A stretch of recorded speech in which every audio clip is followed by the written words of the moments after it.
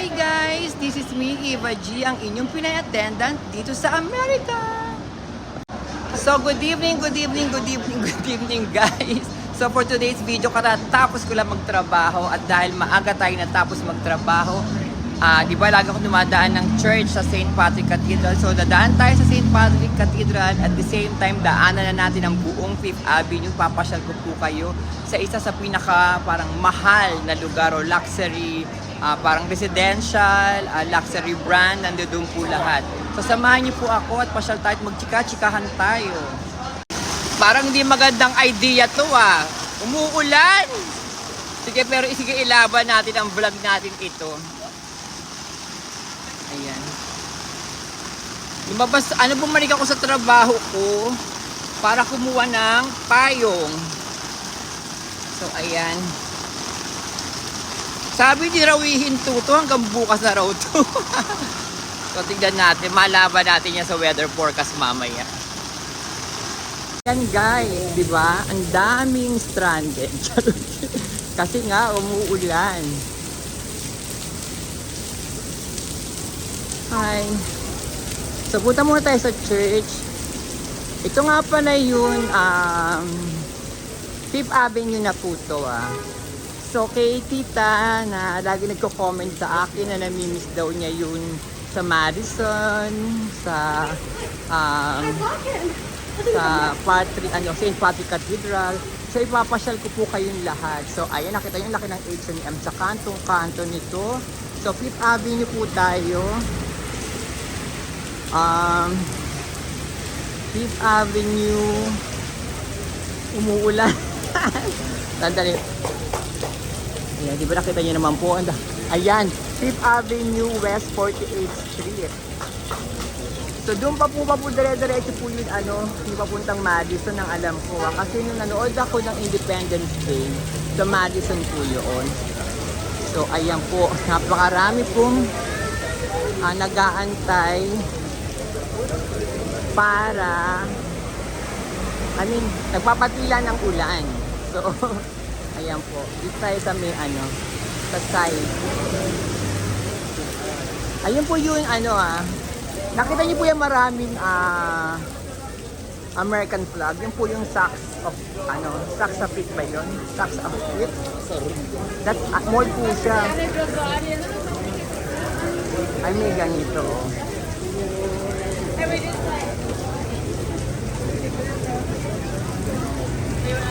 Ayan. So ayan, medyo humihina yung ulan.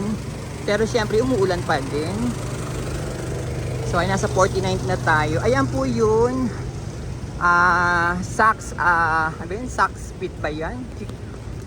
Yan yung isa sa mga mall dito na sobrang mahal po yung mga tinda.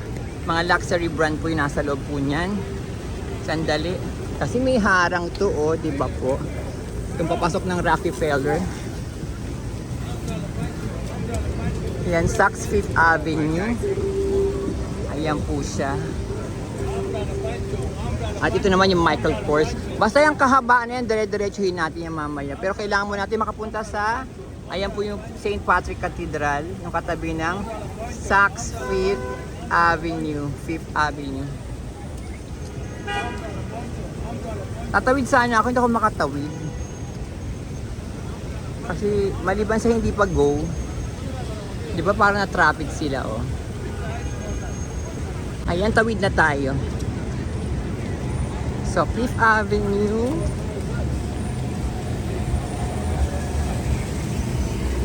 Ay, sorry.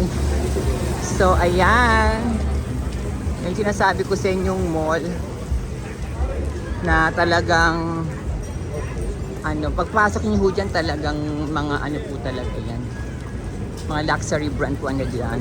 Pero parang feeling ko closed na yan. Kasi ito yung baka tuwing lalabas lang ako, sarado na siya. Pero kasi ang aga pa mag-8 pa lang, sarado na siya. Considering Saturday ngayon, dapat diba nga, hindi siya nagsasara. Feeling ko lang may bali-balita lang. Ayan diba? Sarado siya Once ako nakapasok dyan, nandiyan talaga lahat. Louis Vuitton, as in lahat ng klase ng luxury brand ng mga bags, shoes, perfumes. So syempre, ayan po ang Banana Republic nasa kabilang side. At ito na po ang St. Patrick Cathedral. So pray lang tayo, tapos pasyal ko na kayo at magchika-chikahan na ho tayo. Ayan. Buti nakakuha ko ng payong sa hotel namin. So guys, nandito tayo sa loob ng St. Patrick Cathedral. Ayan po. Ang ganda, no? Napaka-solemn talaga pag nasa loob ka ng simbahan. At ayan po, ikot ko po kayo sandali dito. Ayan, sarado na siya. Ito yung pinaka-main door. Ayan po ang mga paintings po dito. At syempre, ito na po yung pinaka... Doon po yung sa dulo po yung pinaka-altar. Ayan po, ang ganda ng St. Patrick Cathedral. Ayan po. Pray na po kayo. Samahan niyo po ako. Magdasal din po kayo. So, ayan po. Ang ganda, no? Sa labas na tayo. Salamat po. Mahal na po ni Cristo. Mahal na St. Patrick. Thank you po. So, ayan po. Palabas na tayo ng church. Umulan pa ba? Ay, hindi na masyado. Ayan, hindi na. So, tayo magchika-chikahan na po.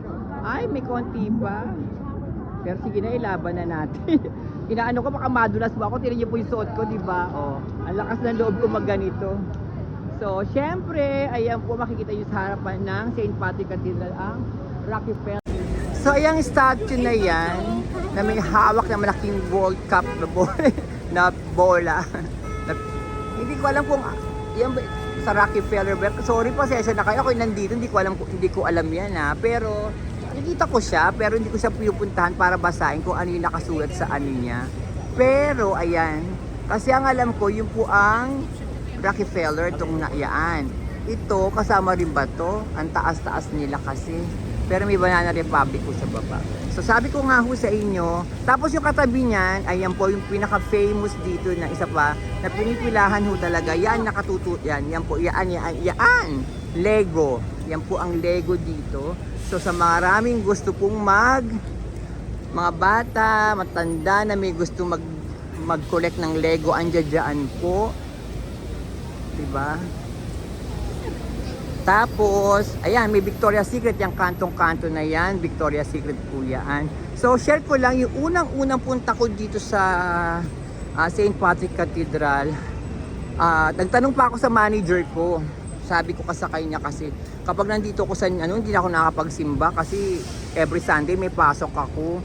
Sabi ko, sana naman makapagsimba ako.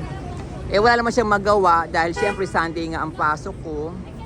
So yun nga, wala siyang magawa dahil Sunday ang pasok ko. It's either mag-absent ako, magko-call out ako, magpa-file ako ng leave, gano'n, ng isang araw para makapagsimba ako.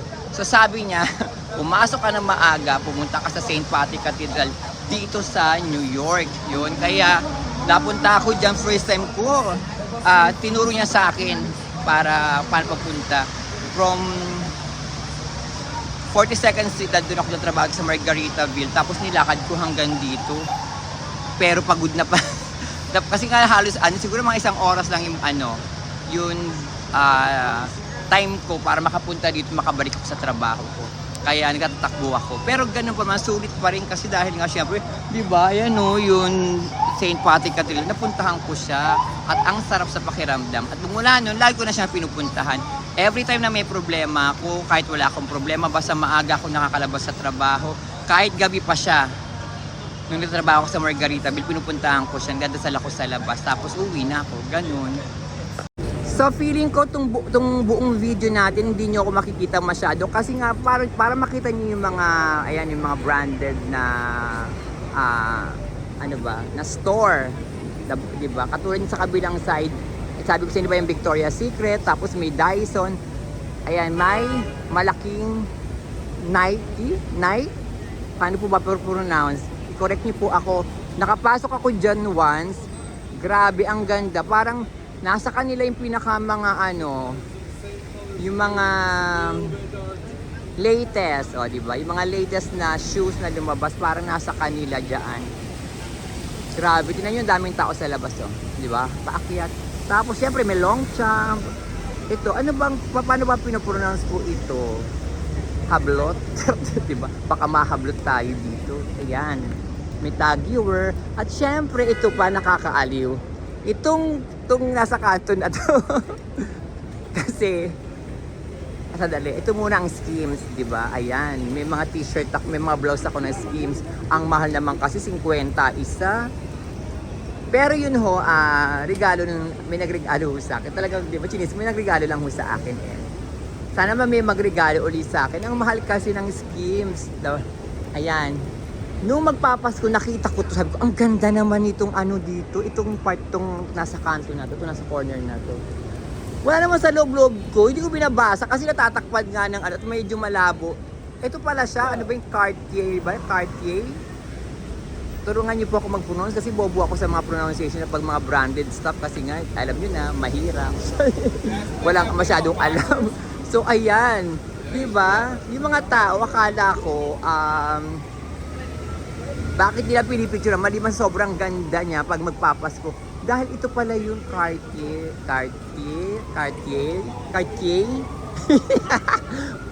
Hayop ka, Ivan. Hindi mo na na-pronounce ang maayos. So, ayan. So, may Zara. Ayan, o, di ba? Pagkalaki-laking Zara. O, may Abercrombie doon sa tabi ng Zara. At syempre, may Peragabag. Ay, charot, Peragamo. O, di ba? Peragabag. So ayan, may Peragamo po. Masasabi ko sa inyo, tong lugar na ho na to, tong dire-diretso hanggang doon sa dulo, lahat ho ng Van Cleef, Gucci, Louis, lalo yung Louis Vuitton sa kantong-kanto nito, oh my gosh, pati Bulgari, makikita nyo ho lahat. Pero mausok siya. Si kuya naman, nilalanghap pa yung usok. Ayan yung sinasabi ko sa inyo, di ba? Yung ambulance. Yan yung gumulat sa akin pagdating ko dito. Di ba hindi ka ba matatakot? Oh, di ba sabi ko sa inyo, di ba? Hindi ko sinasabing normal na huyo, pero di ba, laging may ganyan po. Ay, tapos may Uniqlo sila dito. Ayan yung Peragamo. Ayan po. Di ba? Ang laki ng Peragamo din, no? Di ba? Tapos, puro tapos na. Yun po. Sa mga nagtatanong naman sa akin dun sa skin care ko po, at chichika ko husay niya, pero wala akong masyadong skincare po eh. Ang isa lang ginagamit ko, yun ano ba yan, Timon? Innisfree ba yun? Oo. Na vitamin C brightening serum. Yun lang po yata. Yun lang, hindi yata, yun po kasi yung ginagamit ko. Pero maliban po doon, ang gwapo nila kuya, upak. Dati gumagamit ako ng Olay Super Serum. Pero nung may nagregalo sa akin nga nung yun nga, regalo lang din. Karamihan naman karamihan nung mga ginagamit ko. Regalo. Yun po. Tapos may Swarovski dun sa banda doon. Kasi gusto ko sana chikahan kay tayo nang nakita niyo ako, kaso hindi niyo makikita naman yung mga yung mga ipapakita kong store dito. Itong church na to, hindi ko alam kung Catholic ba yan. So, halika, maglakad na tayo. Tapos, syempre, gusto ko rin kung hindi dahil sa parang defensive po ako. Kasi baka may nagtatanong, may asawa ka, bakit nakipag-date ka? Ganyan, ganyan, ganyan. Pero sinasabi ko po sa mga taong na ganito, na may asawa po ako na ganito po, ganito, ganyan, ganyan. Kaya sabi ko siya, pag ready na po ako, magkukwento po ako. Sinasabi ko po yung totoo. Tapos, di ba, meron pa rin, di ba, meron pa din po, ayan ambulance ulit, di ba? Kaya nung unang dumating talaga ako dito, yan ang unang natakot ako ng bongga. Kasi sunod-sunod talaga sila. Ayan po yung Swarovski. Tapos yun nga, sinasabi ko sa kanila, tapos sasabihin ko, pero kung gusto mo pa rin ako maging, pero sinasabi ko kung gusto niyo po rin ako maging kaibigan, okay lang, okay naman po ako. Ito may coach, ito po, nasa coach na tayo. Ayan ang coach. Sa taas, kikita po ba? Ayan. So, Ayan. Basta lagi kong sinasabi naman, yung kung gusto niyo pa rin ako maging kaibigan, okay lang. At kung talaga maaantayin niyo ako, yung ganong ganito, yung sinasabi ko, yun. Tapos sinasabi niya, okay lang, ganon. Tapos hanggang sa, yun na, lagi may nanlilibre sa akin na bumibili ng mga damit ko. Ayan. Hindi naman nagsha-shopping actually, pero bibigyan ako ng pera na, sige, bili ka ng damit mo pag gusto mo yung ganun damit, ganun. Yun po. Chinika ko na yung sarili ko sa inyo sa ganyan. So sa kabilang side naman po, yan po yung mga bilihan ng magandang mga mamahaling watches. So andyan dyan yun, Patek ba yun? Patek Philip ba yun? Andyan din yung mga, ano ba yung mahal na watch?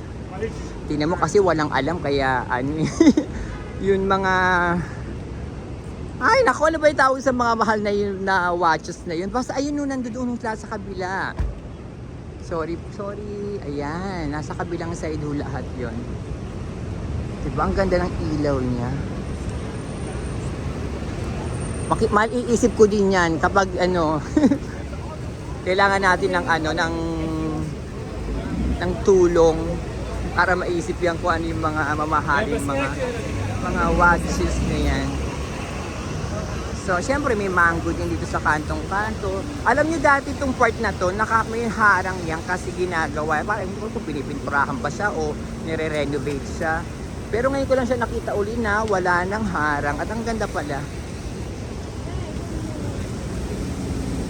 Guys, i-comment nyo nga yun. Nasa dulo ng dila ako. Di ko maisip yung pinakamahal na na watch. So, ayan na pala. Yan yung Prada. So nakikita niyo po ba sa kanto? Ayan, sumisilip na si Louis Vuitton, yung yung flagship nila. Ayan ho yung parang isa sa pinaka tourist spot ho dito. Ayan, may Omega dito. At syempre may Dolce & Gabbana. Ay, alam niyo, crush ko yan, si Kuya. Ayan, si Kuya. Crush ko yan. Napanood ko yan sa movie na yan, ano ba yun? Basta vampire siya. Ayan. Hindi sa hindi siya yun sa Twilight Ano ba yun? May Underworld. Ayan. Si Kuya si Anta Underworld. Bakit ba? Ganun ba talaga pag matanda na makakalimutin? Ito na po yung Gucci. Ayan, diba? Ayan, Gucci store hanggang dun sa kabila po. Pero umaambun-ambun na. Kaya kailangan na natin magpayong-payungan. Mahirap magkasakit. Wala pa tayong insurance bago pa lang ulit sa trabaho natin. Baka magkasakit tayo. So ayan po yung Prada, ang laki ng Prada, di ba? Pak, kabog. So ito naman po ang Gucci.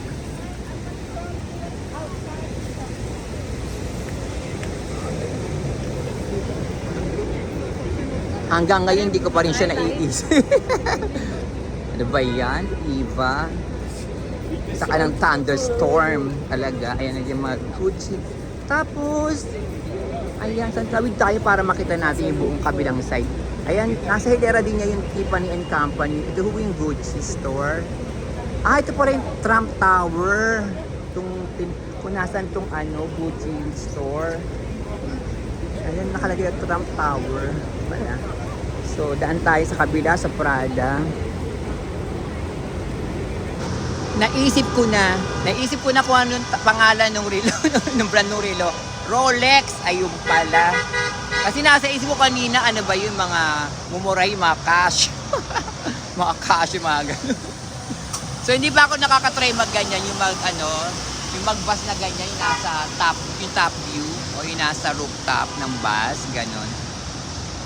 Ilang taon na ako dito, balik ko natatry. Pero gusto ko siyang itry ngayon, summer, kasi diba, para maganda, para talagang kitang-kita mo yung view. Pero maganda rin siya pag hindi pa sobrang lamig, di ba? Para malamig din, maganda rin yung weather. So, ito na po. Ay, sandali, nakapayong tayo. Okay lang. Di ba? Picture-picture sila, may tinuturo sila. Trump Tower ang tinuturo ni Kuya. Kasi ito po pala ang Trump Tower. Di ba? Nakaturo siya. Tapos, meron din ditong, paano po ba pinopronounce to? Chopard, charot. Ayan, may Chanel, At syempre Mikimoto, at katabi ng Mikimoto ang Bulgari. So yung mga tao po napapatingin sila, dito talaga, ayan po ang Louis Vuitton. O, pak, ang famous na Louis Vuitton. May mga tao picture sila. Diba? Ang background nila ang Louis Vuitton flagship store. Bakabog. Ang ganda, diba? Ang cute nila baby. Tapos, syempre yan, pinag-uusapan nila pa din yan pag napapadaan sila. Ang ganda rin kasi po ng Tiffany & Company. Ayan po, nasa kabilang side. At syempre, ang mamahaling Bulgari. Ayan. Ay, Mikimoto. Bak, nakatago na ho yung mga ano nila. Ayan. Ay, tinago na rin yung mga display nila. Grabe yung mga display din, yung mga parang snake po na necklace na sabi ko siya, hindi ba yung napaka-expensive. Tapos, ayun yung Van Cleef, nasa kabilang side po. Ayun, yung building na yan, ayun, nasa baba. Nakalagay Van Cleef. Grabe yun! Louis Vuitton, di ba? Tapos, nasa kabilang side din po yung store din nila ng Louis Vuitton. Ayan, punta lang ho kayo, may YSL po dyan sa kabilang side. Andyan din po yung Louis Vuitton store. Nandyan po sila lahat. At ayun po sa kantong-kanto yung Van Cleef po. Ayan. Yan yung isa sa pangarap. Ay, nakakala ko po yung nangyari. Kala ko pamaldog yan siya. Tapos, syempre, next ko na po ipapakita sa inyo. Yung kasunod niyang building na yan po ng Van Cleef ay Central Park na po. Diba? Tapos dun sa harapan po ng Central Park, makikita nyo rin po dyan yung malaking Apple Store. Yan. Nandiyan po yung Apple Store. So, ayan. Diyan po yung Louis Vuitton, Fendi, YSL, nandiyan po lahat. So, yung mga tao, di ba, picture-picture talaga sila. Super picture sila. Pak, di ba? Ano pa sa kabila? Yun. Hindi ko na, wala na. Pero yan po, pag gusto niyo pong, ayan, di ba? Grabe, oh.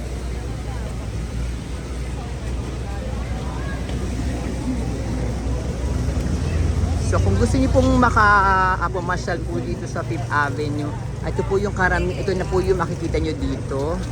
Pero hindi lang ho ito kasi sabi ko nga sa inyo, paglagpas niyo lang ho ng konti dun sa Van Cleef po, makikita niyo na po ang Central Park po. So, minsan puntahan natin siya. Hindi po siya napupuntahan ng summer, Ayan, ba't sila tumatakbo? Ayan. So, tawid na tayo. So, baka gusto nyong, o baka tinatanong nyo, iniisip nyo kung alam ba nung mga nakadate ko na isa akong, transformer. So, yung iba po, hindi po nila alam. Pero kasalanan ko po yun. Eto na.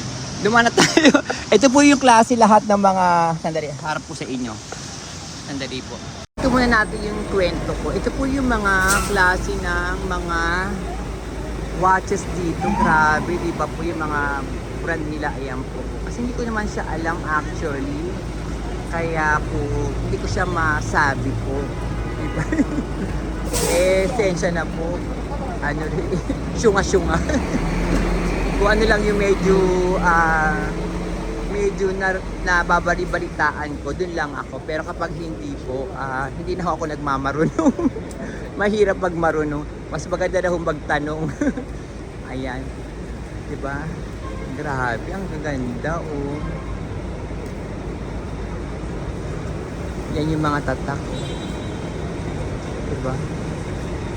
Tapos ito yung sasabi ko, ito lang yung naririnig ko, yung patek na yan. Grabe, di ba? Nakita niyo po, oh. Ano ba yan? O, wala na yung Pero ito po siya, di ba? Kabog. So, ayun, balik na tayo sa kwento ko. Yung iba po kasi hindi nila alam na isa akong, kabayo. Charot. Isa akong ganito. Kaya po, kasalanan ko din naman po yung kasi syempre ang pakiramdam ko kasi dahil syempre babae, di ba, ganun. Tapos nilalagay ko din na babae ako, ganun. So syempre, alam ko din naman yung mga lalaki, ang Kaya nila ako kinakausap kasi alam din nilang babae ako. Sorry naman, totoo naman po talagang malili po ako. Tinaamin ko naman po yun. Hindi ko po ipagtatanggol yung sarili ko doon po sa ganung eksena. Pero ang maganda lang, hindi naman nila nabukayo. Hindi naman nila ako nabukayo. Tapos yun, gano'n, mini-message pa rin nila ako. Pero hanggang sa, ako na rin nagsabi na parang, si umiwas, sinagdahilan na lang ako na, parang hindi tayo pwede sa isa't isa, gano'n. Sabi ko, yung gano'n. Kasi nga, basta magdadahilan na lang ako. Tapos, magmula noon, nilagay ko ng totoong eksena ko na ako po isang model, sa Ermita, gano'n. Charot. Na ako po isang, charot. Gumanon bigla, umungol. Yun po, ako isa pong, karerista, charot kabayo. Yun, nilagay ko na yung ganun. Tapos, akala ko wala. Napakarami pang mas marami pa ngayon silang nagme-message sa akin. Hindi po sa laging, pero paupo nga muna. Opo. Ay, basa. Sabi ko nga po, kung pagkain lang, hindi ako magugutom dito sa Amerika. Maliban sa nagluluto si Kay madalas ng food namin. Yan, laging nagluluto si Kay.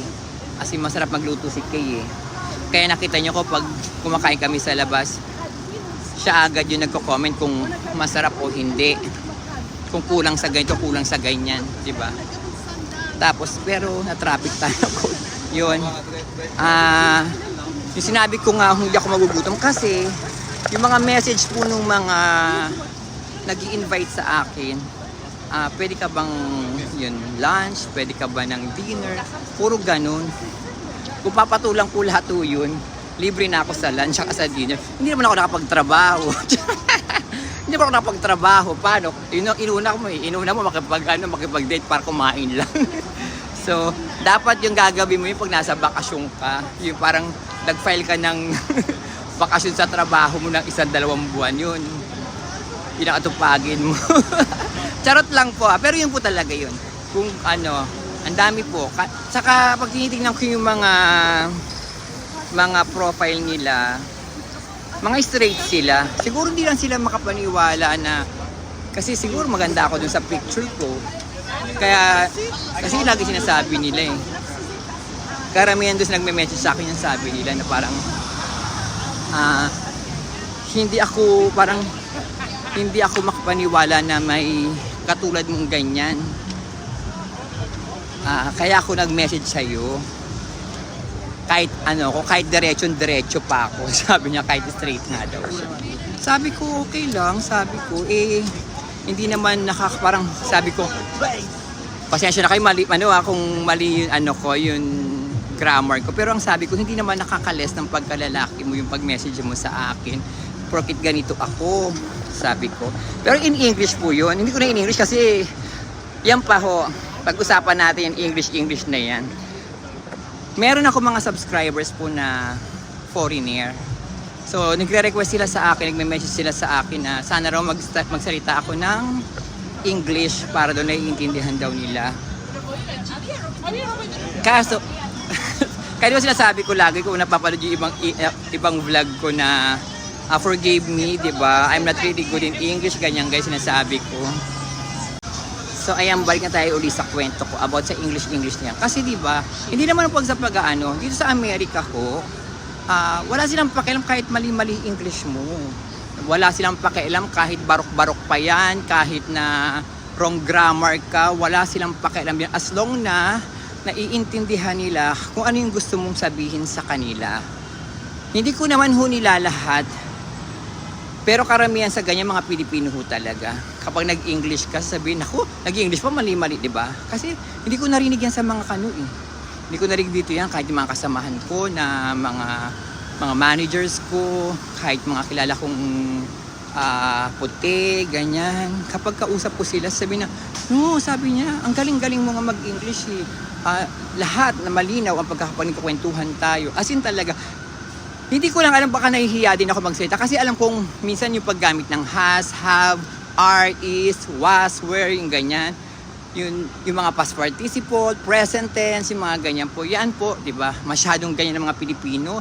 Kailangan talaga mahusay ka sa ganyan pag nagbablog ka, o kaya nakipagkwentuhan ka, o may gagawin kang content na mag-English ka, di ba?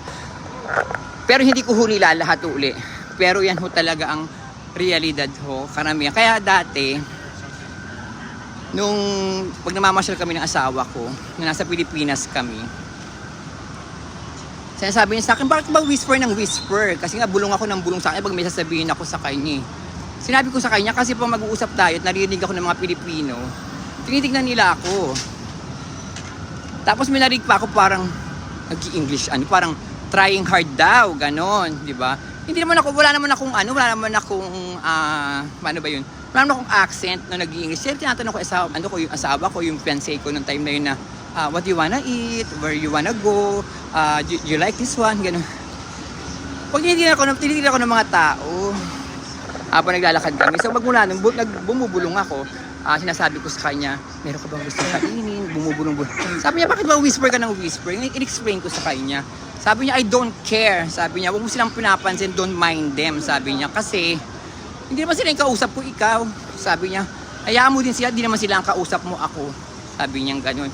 Naiintindihan kita, as long naiintindihan kita, wala akong pakialam sa mga yan. Sabi niya. So tama din naman. Kaya yun po yung dahilan. Kaya hindi rin ako nag-i-English sa mga vlogs ko. Sa mga vlog ko. O ito mo, vlogs, di ba? Yan, pag ginamit ko yan, magkamali ka ng S sa mga Pilipino, nasobrahan ka ng S, nagkulang ka sa S. Ay, nako. At uulitin ko, hindi ko naman hunila lahat. Pero marami ho talagang ganyan. Dahil marami ko naranasan na ganyan. Di ba? Na kumukuda. Pwede pa nila sana akong laitin na ganyan kung nag-i-English ako tapos nag-accent pa ako.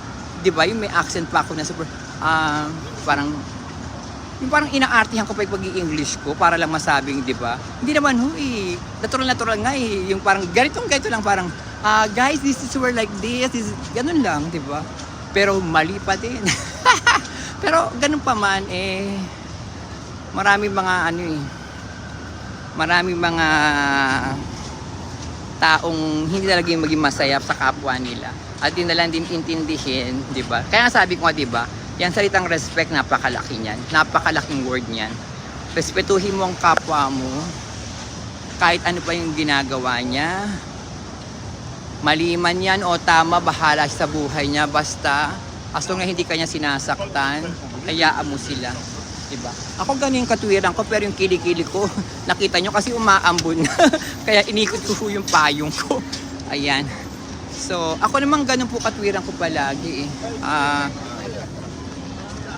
Kahit na may mga taong nasabi sa akin na wag mong kausapin yan kasi salbahi yan o kaya ano yan, magnanakaw yan, ganito yan, ganyan.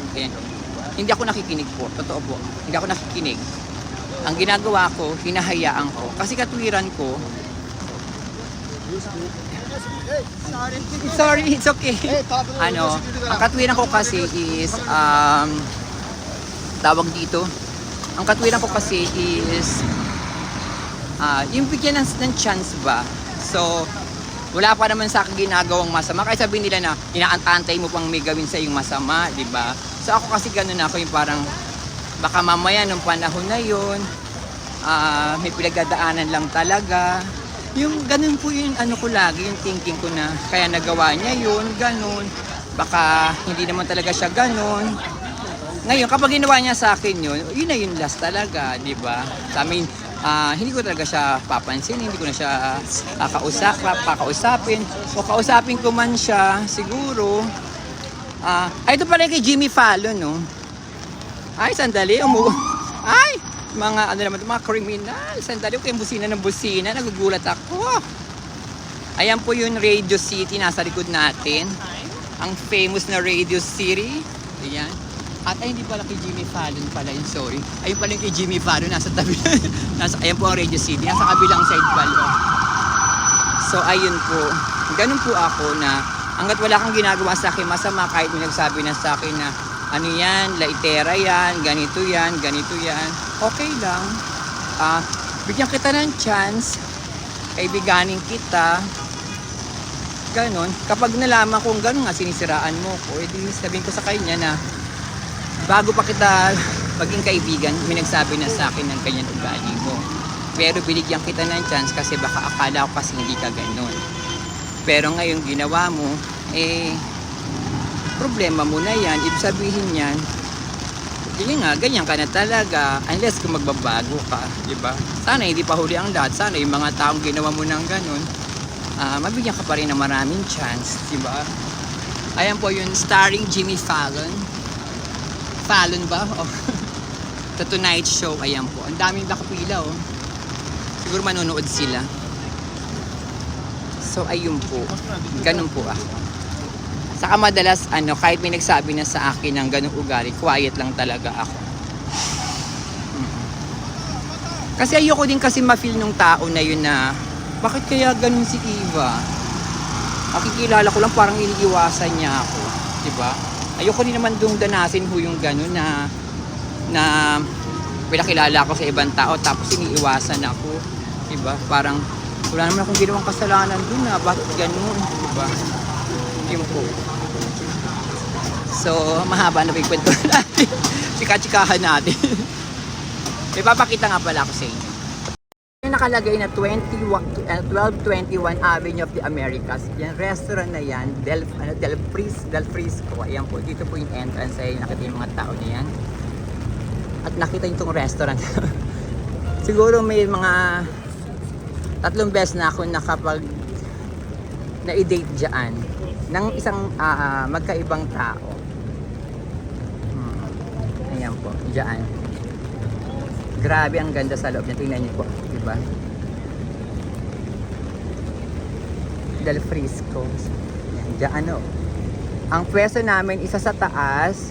Ay, hindi, pareho. Dito, dyan ba? Parang dyan, saka doon sa tabi ng stairs doon. Ayan, sa escalator, ayan dyan, sa tabi niyan. So, yan. Kasi tinanong ako nung kalit ko, saan mo gusto kumain? Sabi ko, parang gusto kong try yung Del Frisco. Ganda, diba? Nagmaganda. Nagmaganda ako ng araw na yun. Sabi niya, sure. Okay. At ito pa, hindi ako magmamarunong at hindi ako magmamagaling.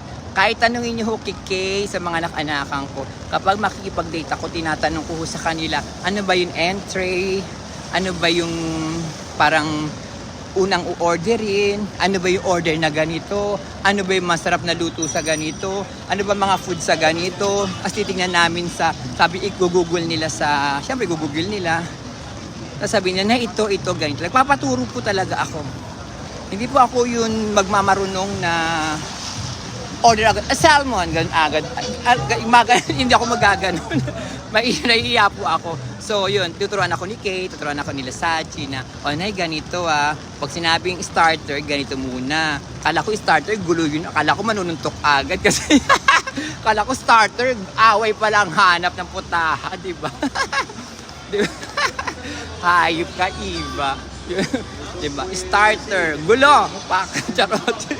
So hindi po pala yung ganun, sabi, nay, ganito ang starter, nandito naman. Tapos ayan, pag gusto mo na kumain ng ganito, ganyan, ito naman yun. Ganun pala yun. Pag gusto mo naman ng yung mga drinks na may alcohol, ganyan, ba, margarita, o gusto mo naman virgin margarita, o gusto mo yung ganun po. Ay, hindi ako nahihiya. Sabihin sa inyo yung ganyan. Wala akong ka-learn ho sa ganyan. At alam nila Kay po yan, nagpapaturo ako sa kanila. Lalaban pa ho ako sa mga pinupuntahan. Lalaban pa ako sa inyo, pinupuntahan namin mga Filipino store, Filipino restaurant. Yan.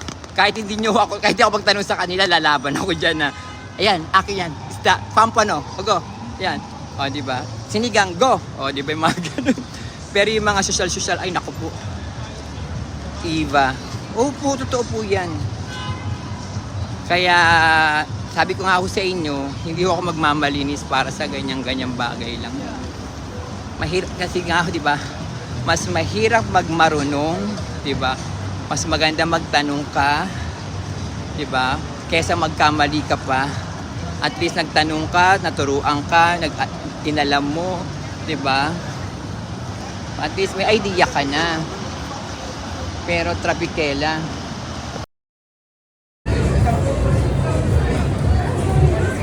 Yan, iniiwasan kong lugar, napunta na tayo. Ang Times Square. Hindi ko siya iniiwasan dahil napakarami kasi yung tao, di ba? Nakita niyo kung gaano karami tao sa Times Square. Grabe, kahit na umuulan siya, hanggang sa kabila.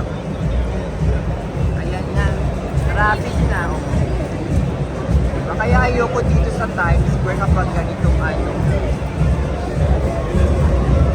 Saturday pa naman, oh my God. Kasi nga, dahil di ba bukas yata yung championship ba yun ng World Cup?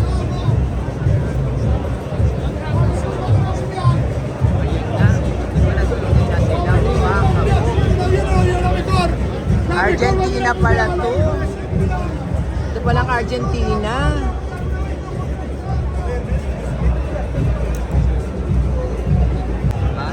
Diba?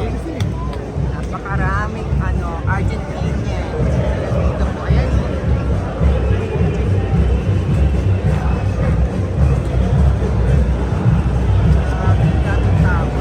Ayan, na-traffic na tayo.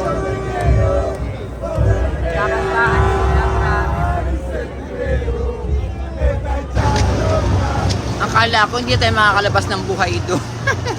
Grabe, nakaharak na pala, hinarangan na pala talaga yun para doon sa mga Argentinians ba yun? Yung mga nagkakanta doon sa kabila. Ayan, dire-diretso sila. Pupunuin pala nila yung buong Times Square. Kaya pala nagkamali tayo ng daan. So guys, pasensya na kayo. At baka hindi maganda tong quality ng video ko kasi nga umuulan. Pero sana po panoorin pa rin po ninyo pag wala umpisa hanggang matapos po. So maraming salamat po sa pagsuporta niyo po sa panonood po ulit.